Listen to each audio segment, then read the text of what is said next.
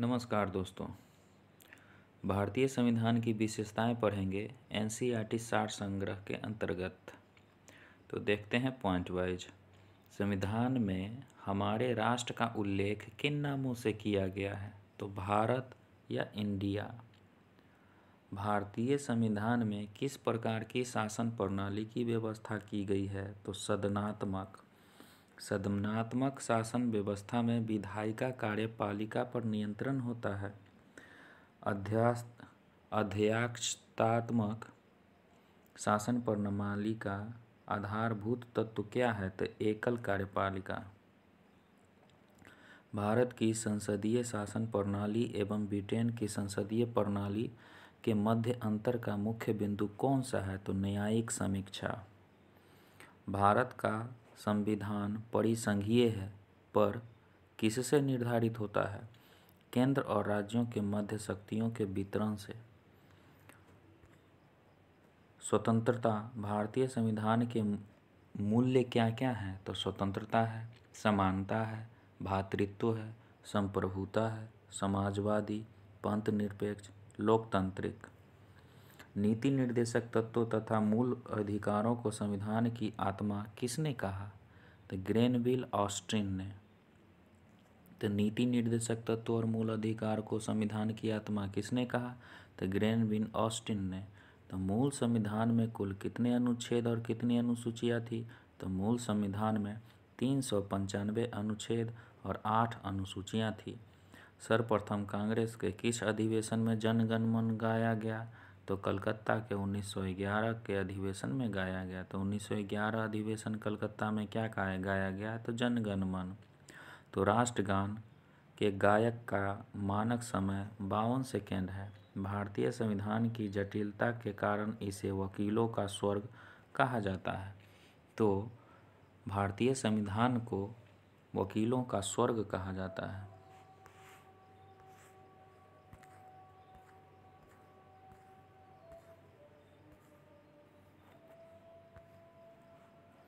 भारतीय संविधान अधिक कठोर तथा अधिक लचीले के मध्य एक अच्छा संतुलन स्थापित करता है। यह कथन है केसी व्हीलर का। भारतीय संविधान के बृहद होने का क्या कारण है? तो संघ तथा राज्यों का एकल संविधान। भारतीय संविधान अंशतः कठोर और अंशतः लचीला है।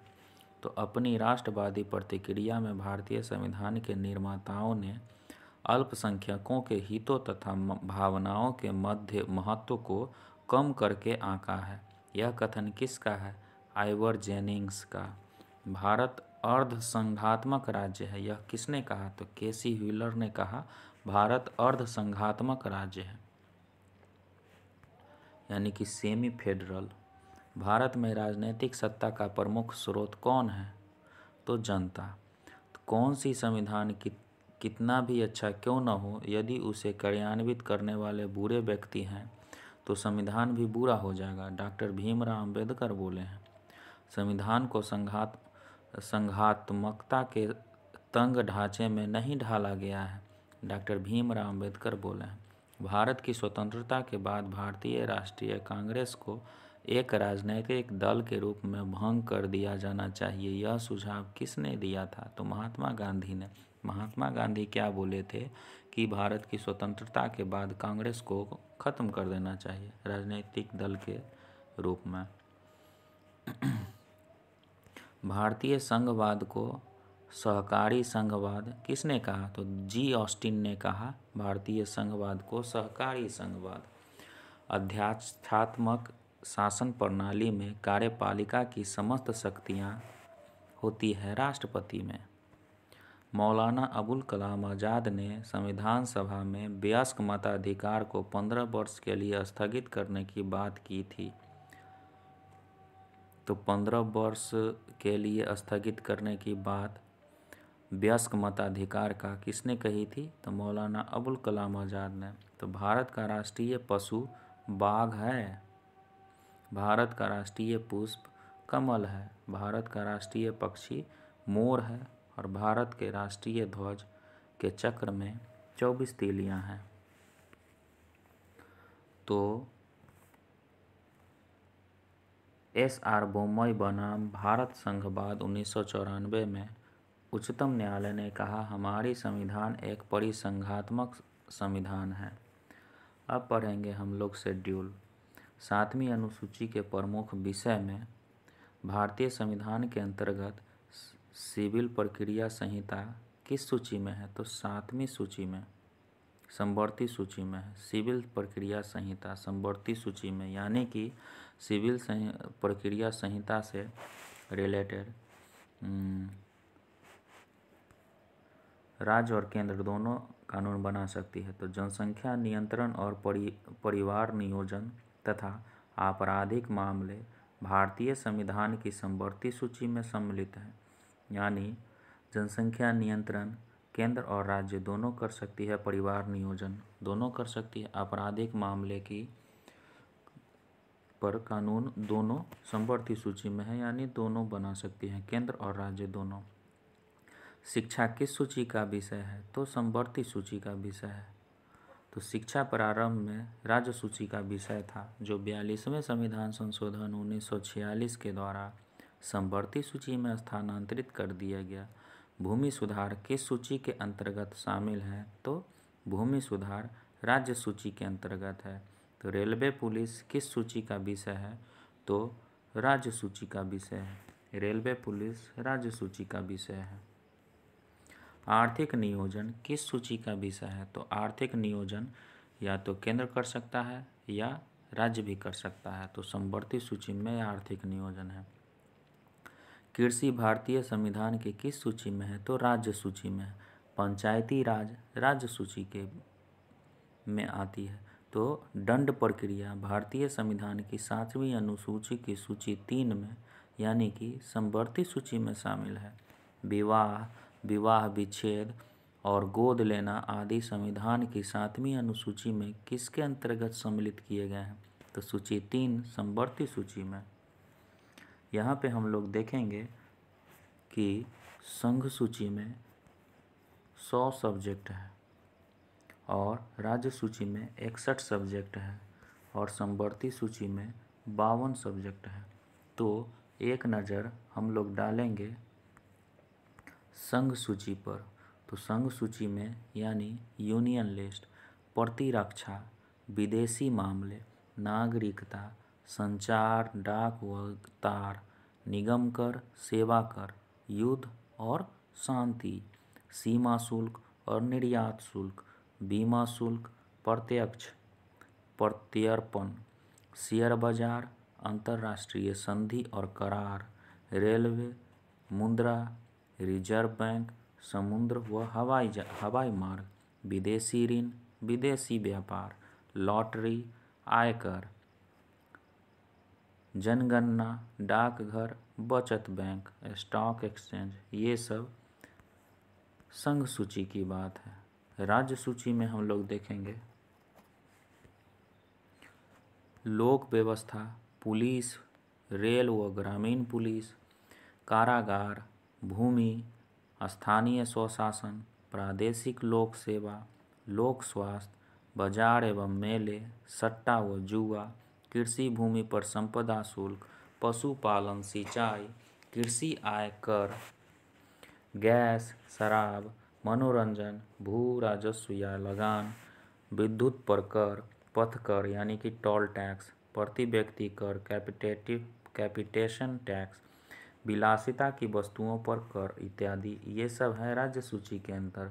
और समवर्ती सूची के अंदर जिसमें राज्य और केंद्र दोनों कानून बना सकती है, वो है दंड विधि, प्रक्रिया विधि, आर्थिक व सामाजिक योजनाएं, शिक्षा, वन, विवाह व विवाह विच्छेद, कारखाने, मजदूर संघ, खाद्य पदार्थों और अन्य पदार्थों का अपमिश्रण, जनसंख्या नियंत्रण व परिवार नियोजन, न्याय प्रशासन, संपत्ति का अर्जन व अधिग्रहण, विद्युत, बाट माप, वन जीव जंतुओं का संरक्षण, समाचार पत्र, पुस्तकें और मुद्रणालय, स्वच्छता व औषधालय, औद्योगिक विवाद, उत्तराधिकार, विधि वृत्ति, चिकित्सा वृत्तियाँ, कीमत नियंत्रण, जन्म मरण पंजीकरण आदि समवर्ती सूची के अंतर्गत आता है।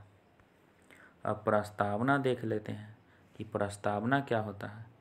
तो प्रस्तावना, हम भारत के लोग भारत को एक संपूर्ण प्रभुत्व संपन्न समाजवादी पंथ निरपेक्ष लोकतंत्रात्मक गणराज्य बनाने के लिए तथा उसके समस्त नागरिकों को सामाजिक, आर्थिक और राजनैतिक न्याय, विचार, अभिव्यक्ति, विश्वास, धर्म और उपासना की स्वतंत्रता, प्रतिष्ठा और अवसर की समानता प्राप्त कराने के लिए तथा उस सब में व्यक्ति की गरिमा और राष्ट्र की एकता और अखंडता सुनिश्चित करने वाली बंधुता बढ़ाने के लिए दृढ़ संकल्प होकर अपनी इस संविधान सभा में आज तारीख 26 नवंबर 1949 ईस्वी मिति मार्गशीर्ष शुक्ल सप्तमी संवत 2006 विक्रमी को एतद् द्वारा इस संविधान को अंगीकृत, अधिनियमित और आत्मसमर्पित करते हैं। तो हिंदी में अगर पूछा जाए डेट तो मार्गशीर्ष शुक्ल सप्तमी संवत 2006 विक्रमी। संविधान सभा में उद्देश्य प्रस्ताव कब प्रस्तुत किया गया था? तो 13 दिसंबर 1946 को। भारतीय संविधान का कौन सा भाग भारत को एक धर्मनिरपेक्ष राज्य के रूप में वर्णित करता है? तो संविधान की प्रस्तावना।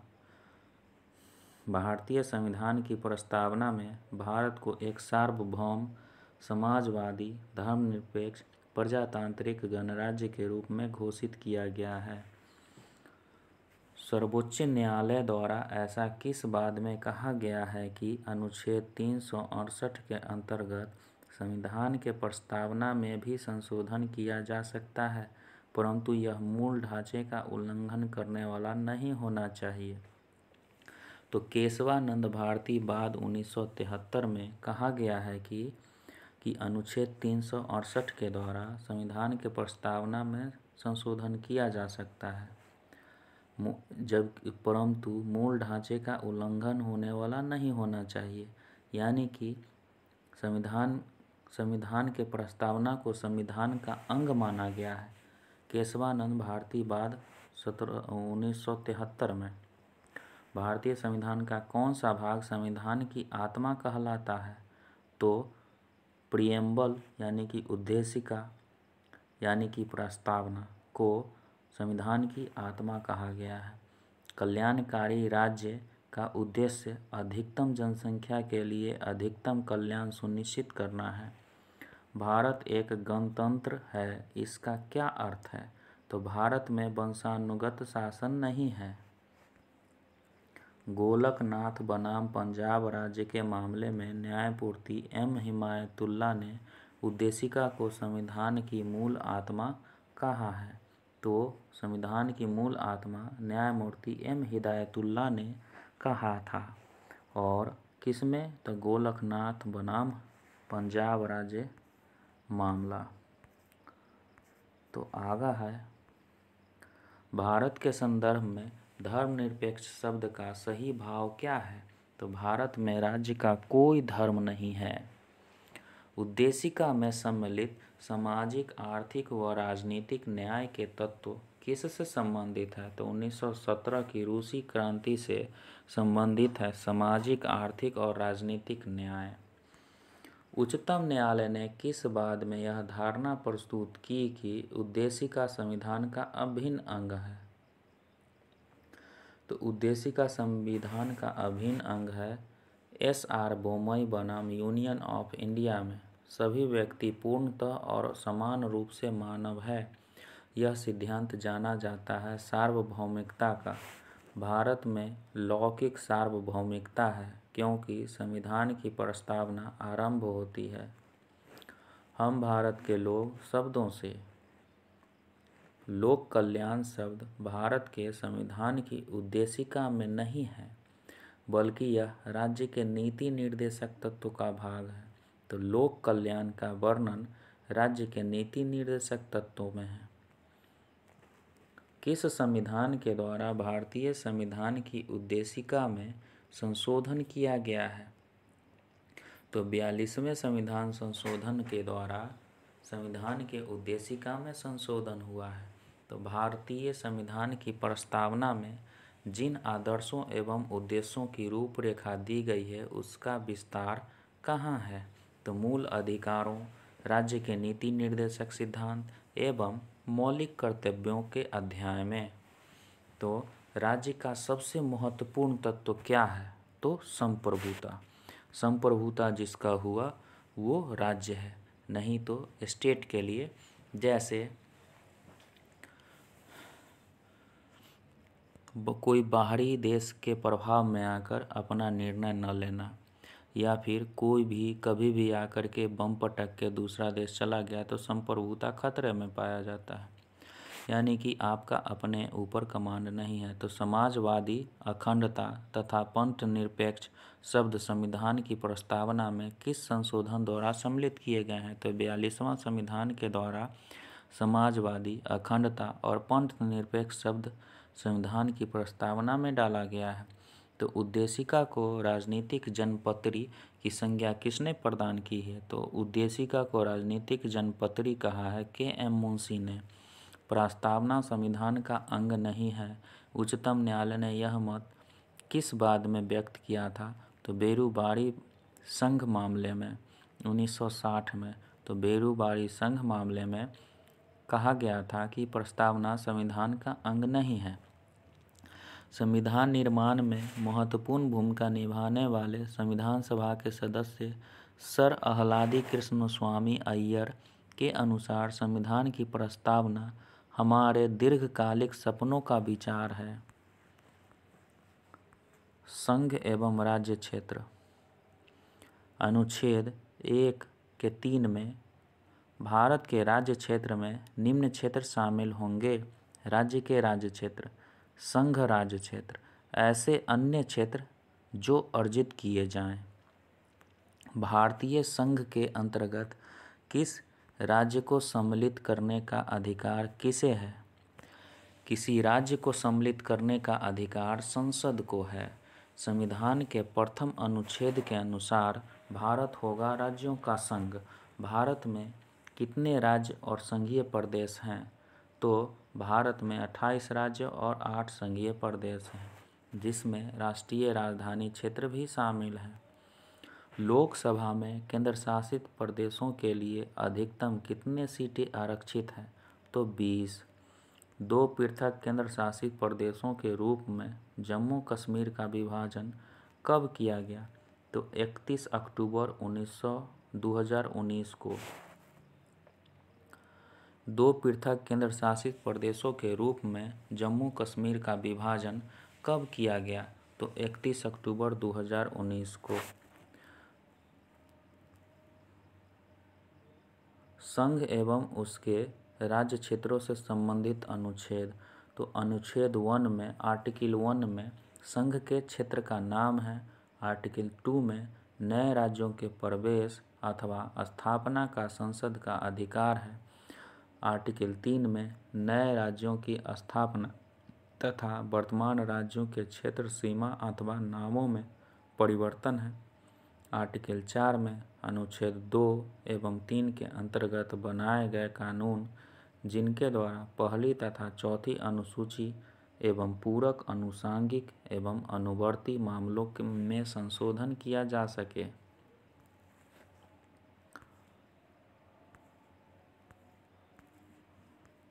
नए राज्य के गठन की शक्ति किसे प्राप्त है?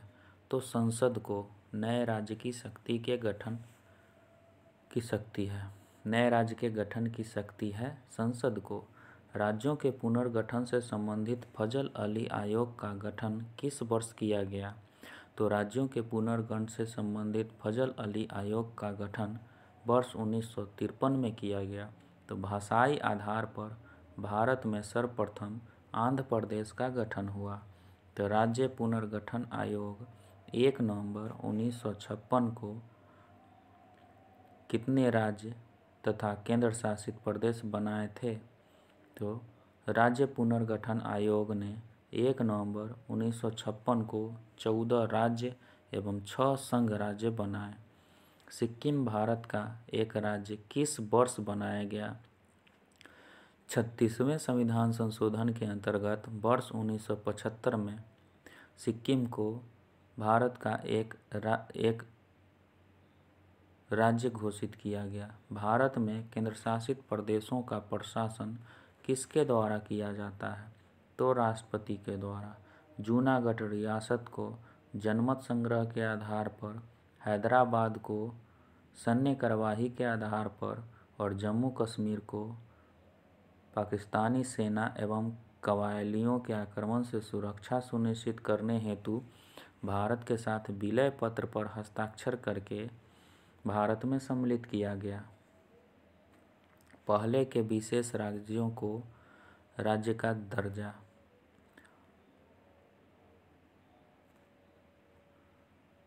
असम को 1969 में, हिमाचल प्रदेश को 1971 में, मेघालय को 1972 में, सिक्किम को 1975 में, अरुणाचल प्रदेश को 1986 में 87 में और नागालैंड को 1969 में, मणिपुर को 1972 में और त्रिपुरा को 1972 में, मिजोरम को 1986-87 में। तो यहाँ पे 69 में असम और नागालैंड को राज्य का दर्जा मिला और 71 में हिमाचल प्रदेश को और 72 में मेघालय, मणिपुर, त्रिपुरा को, 75-76 में सिक्किम को और सबसे लास्ट में अरुणाचल प्रदेश, मिजोरम को 86-87 में। क्षेत्रीय परिषदें हैं तो क्षेत्रीय परिषद कितने हैं? तो 5 क्षेत्रीय परिषद है। तो वो हम लोग देखेंगे कि उत्तरी क्षेत्रीय परिषद है जिसका मुख्यालय नई दिल्ली है, जिसमें जम्मू कश्मीर, लद्दाख, हिमाचल प्रदेश, हरियाणा, पंजाब, राजस्थान, दिल्ली, चंडीगढ़ आते हैं। दूसरा क्षेत्रीय परिषद है केंद्रीय क्षेत्रीय परिषद, जिसका मुख्यालय प्रयागराज है, जिसमें उत्तर प्रदेश, उत्तराखंड, मध्य प्रदेश और छत्तीसगढ़ आते हैं। तीसरा है पूर्वी क्षेत्रीय परिषद, जिसकी मुख्यालय कोलकाता है, जिसमें बिहार, झारखंड, पश्चिम बंगाल, उड़ीसा और सिक्किम आते हैं। तो पश्चिमी क्षेत्रीय परिषद है जिसका मुख्यालय मुंबई है। तो गुजरात, महाराष्ट्र, गोवा, दादर व नगर हवेली तथा दमन व दीव आते हैं। पांचवा एवं अंतिम है दक्षिणी क्षेत्रीय परिषद, जिसकी मुख्यालय चेन्नई है। यहाँ पे आंध्र प्रदेश, कर्नाटक, तमिलनाडु, केरल, पुदुचेरी, तेलंगाना आते हैं। दिसंबर 1953 में फजल अली की अध्यक्षता में एक 3 सदस्यीय राज्य पुनर्गठन आयोग का गठन किया गया।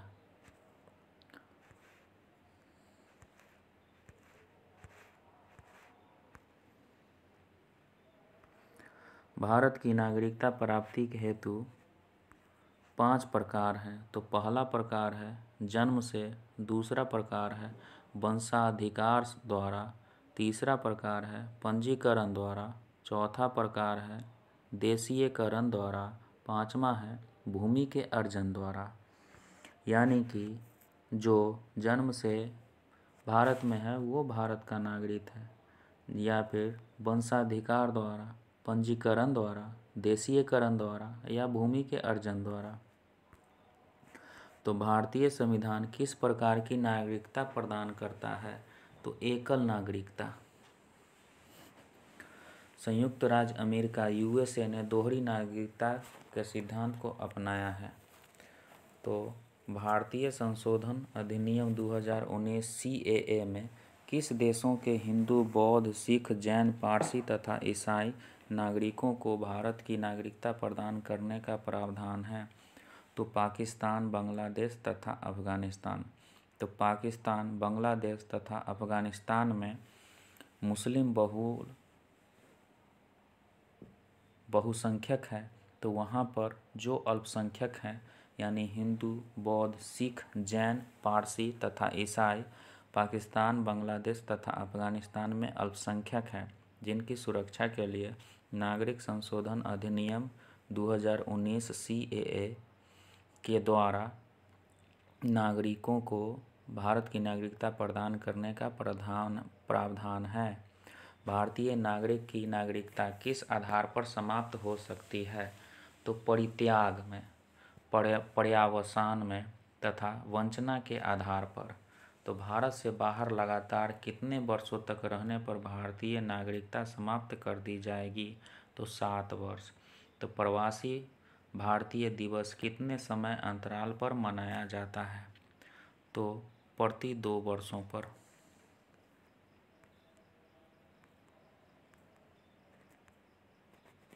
नागरिकता से संबंधित प्रमुख अनुच्छेद। तो अनुच्छेद 5, संविधान लागू होने के समय नागरिकता। आर्टिकल 6 में पाकिस्तान से भारत को प्रवचन करने वाले व्यक्तियों को नागरिकता का अधिकार, मतलब पाकिस्तान से जो भारत आए। आर्टिकल 6 में। आर्टिकल 7, पाकिस्तान से प्रवचित व्यक्तियों के नागरिकता का अधिकार। आर्टिकल 8 में भारतीय मूल के वैसे लोगों के नागरिकता अधिकार जो भारत के बाहर रह रहे हैं। आर्टिकल 9, जिस व्यक्ति ने स्वेच्छा से विदेशी नागरिकता प्राप्त कर ली है उसकी भारतीय नागरिकता समाप्त कर ली जाएगी।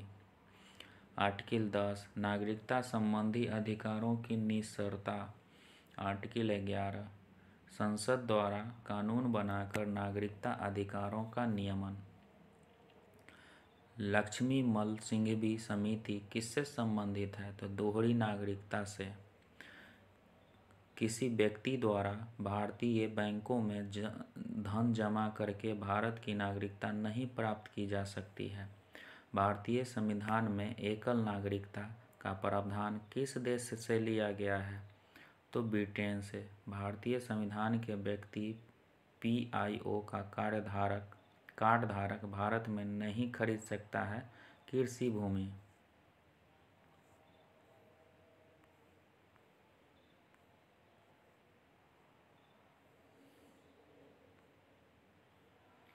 नागरिक संशोधन अधिनियम ये हो चुका है।